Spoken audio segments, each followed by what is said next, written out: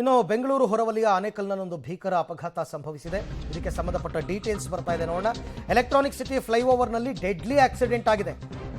ಬಸ್ದು ಕಾರಿಗೆ ಡಿಕ್ಕಿ ಹೊಡೆದು ಹಾರಿ ಬಿದ್ದಿದ್ದ ಬೈಕ್ ಸವಾರರು ಹಾರಿ ಬಿದ್ದಿದ್ದಾರೆ.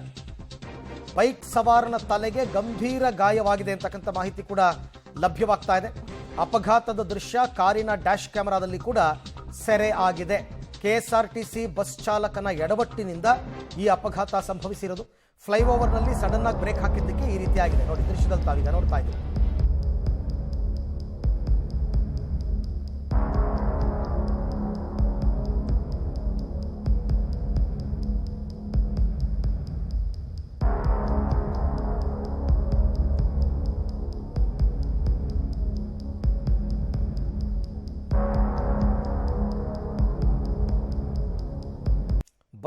ಬಸ್ ಹಿಂದೆ ಕಾರು, ಕಾರ್ ಹಿಂದೆ ಬೈಕ್ ಸಡನ್ ಆಗಿ ಬ್ರೇಕ್ ಹಾಕಿದ್ರಿಂದ ನಡೆದಿರ್ತಕ್ಕಂಥ ಅಪಘಾತ.